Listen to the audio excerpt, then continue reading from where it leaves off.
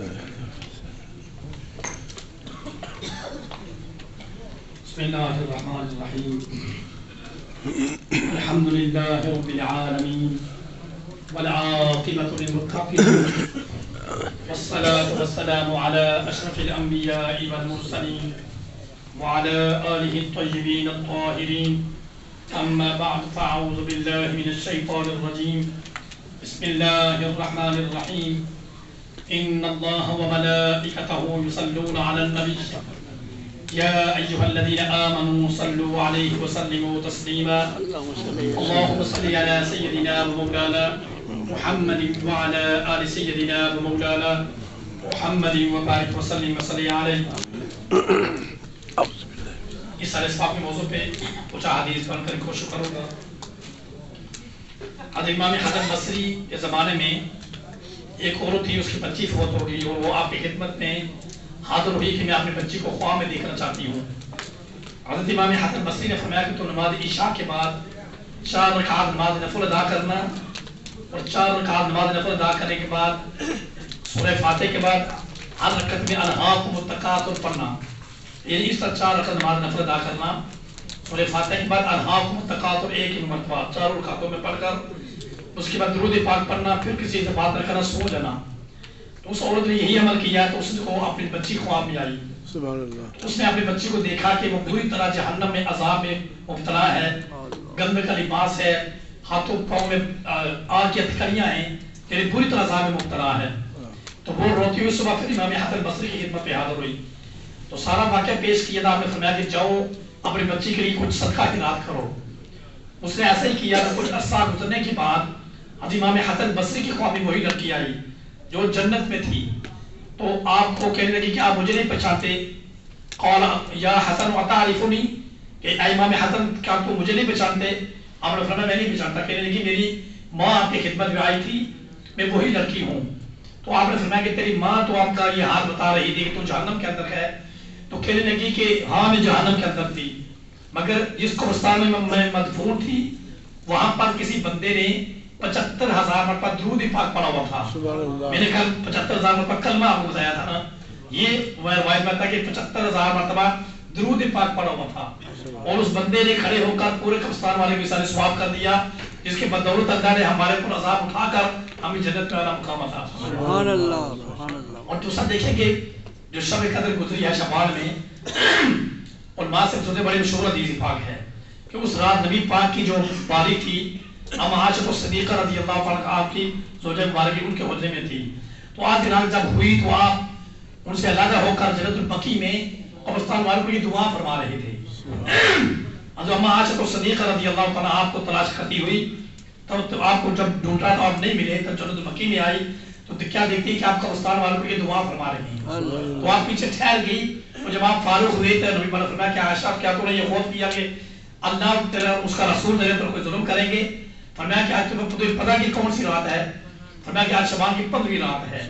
تو اگر میرا بیان کرے گا جو مقصد ہے نا, آپ کی توجہ کس طرح دلانا چاہتا ہوں کہ اگر دعا کرنا جائز نہ ہوتا تو نبی پاک کیوں اٹھ کر جنت البقیع کے لیے دعا کرنے کے لیے؟ بے شک سبحان اللہ. جنت البقیع نبی پاک اپنے حجرہ سے اٹھ کر جنت البقیع میں گئے قبرستان والوں کو یہ دعا فرمانے کے لیے.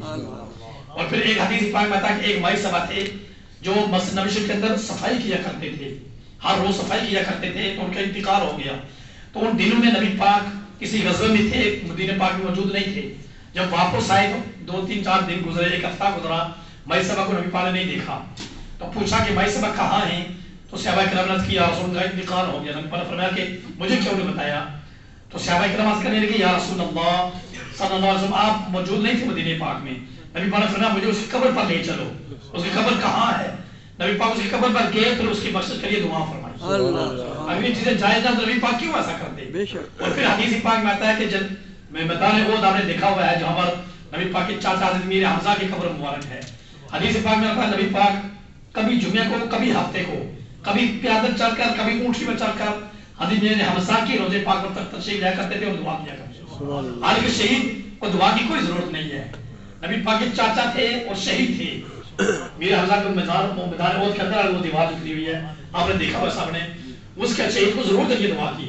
مگر نبی پاک یہ ہمارے لیے یہ کام کرتے تھے. کبھی جمعے کے دن اور کبھی ہفتے کے دن حدیث پاک الفاظ ہیں کبھی پیادل کبھی اونٹ پر سوار ہو کر وہاں پر جا کر اپنے چاچا حضرت امیر حمزہ کے لیے دعا فرمایا.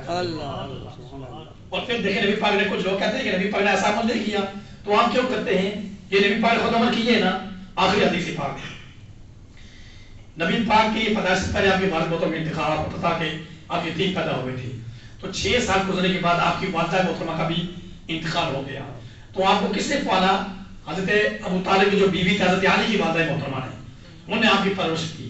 تو جب ان کا انتقال ہوا تو نبی پاک ان کے سرانے پر جا کر بیعت کیے اور کہنے لگے کہ اے میری ماں کی بات آپ میری ماں تھے اور مجھے آپ بھوکی سویا جایا کرتی تھی, مجھے کھانا کھلایا کرتی تھی, مجھے اچھے کپڑے پہنایا کرتی تھی, میرا خیال رکھا کرتی تھی اور آج تم دنیا کو چھوڑ کر چلی گئی ہو.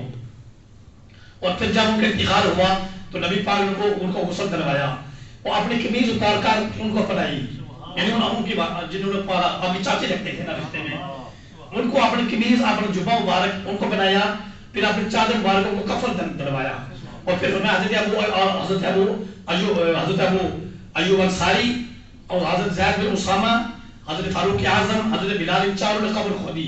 نبی پاک نے قبر کھودنے میں مدد کی اپنے ہاتھوں سے مٹی کو باہر نکالا. جب قبر مکمل ہو گئی تو نبی پاک اس قبر کے اندر لیٹ گئے.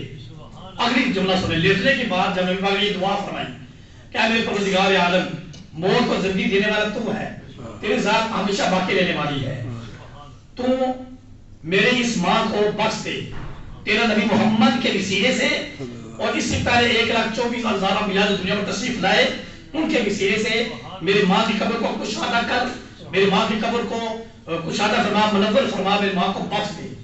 یہ الفاظ نبی پاک نے ان کی بخشش کے لیے دعا فرمائی. اللہ سبحان اللہ. یہ جو کہتے ہیں کہ دعا نبی پاک نے عمل نہیں کیا تو اپنی والدہ کے لیے آپ نے فرمایا کہ اپنا وسیلہ بھی پیش کیا کہ نبی محمد جو تیرا نبی محمد ہے اس کا وسیلہ اور مجھ سے پہلے 1,24,000 انبیاء جو تشریف لائے ان سب نبی کو وسیلہ یا اللہ میں تمہیں پیش کرتا ہوں کہ میری اس ماں کی قبر کو کشادہ اور منور کر دے, میری ماں پر رحم فرما, میری ماں کو بخش دے.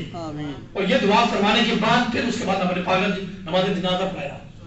یہ اس سے پہلے آپ نے دعا کر بیان کر کے مقصد کیا ہے کہ یہ سارے ثبوت ہمارے لیے موجود ہیں. آپ اسی طرح اپنے والدین کے لیے ہر روز اس طرح ثواب کریں, جو قرآن پاک پڑھیں وہ قرآن پاک پڑھیں, جو نہیں پڑھے ہوئے وہ سورہ فاتحہ شریف کلمہ شریف جو بھی کچھ آپ کو آتا ہے وہ پڑھ کر ہر روز اپنے والدین کے لیے اپنے رشتہ داروں کے لیے تمام انبیاء صحابہ کرام تمام مومنین مرد تمام مومنین عورتوں کے لیے سارے ثواب کریں. جتنا آپ ان کو ثواب ملے گا آپ کو بھی اتنا ہی ثواب ملے گا. تو ان کے صدقے سے اللہ تعالیٰ ہمارے گناہوں کو معاف فرمائے گا. اللهم صل على سيدنا ومولانا محمد وعلى آل سيدنا ومولانا محمد وبارك وسلم عليه. اللهم ربنا تقبل منا إنك أنت السميع العليم وتب علينا إنك أنت التواب الرحيم. یا اللہ پاک ہمارے سماعی عشاء کو ہمارے سماعی تراویح کو اپنی مقام قبول منظور فرما. یا اللہ پاک ہمارا صغیرہ اور کبیرہ گناہوں کو معاف فرما, ہم سب کو صراط مستقیم پر چلنے والا بنا. یا اللہ پاک ہمارا خاتمہ بالخیر اور ایمان کی سلامتی عطا فرما. مرتے وقت ہم سب کی زبانوں پہ لا الہ الا اللہ محمد رسول اللہ جاری بساری فرما. یا اللہ پاک ہمارے روزوں کو اپنی بارگاہ میں قبول منظور فرما. ہم سب کو اسماء مقدس کی فیوز و برکات حاصل کرنے کی ہمت و توفیق عطا فرما. یا اللہ پاک مسلمانوں پر اپنا خاص فضل کرم عطا فرما, بالخصوص ایران پر اپنا خاص فضل کرم عطا فرما. یا اللہ پاک ایران کی غیر سے مدد فرما. آنے والے وقت میں مولا کریم کو ہر قسم کے زمینی آسمانی افراد و بلیات سے محفوظ فرما. ان کے جان مال اولاد رزق حلال میں برکت عطا فرما. یا اللہ پاک ہمارے ملک پاکستان کی سرحدوں کی حفاظت فرما. عالمی اسلام کا بول بالا فرما. عالمی کفر کو شکست عطا فرما. ظالموں کو نیست و نابود فرما. اللهم انصر الاسلام والمسلمین. اللهم أيد الإسلام والمسلمين. اللهم أعز الإسلام والمسلمين. اللهم دمر أعداء الدين بحرمة طه ياسين. وصلى الله تعالى على خير خلقه سيدنا ومولانا محمد وعلى آله وصحبه أجمعين.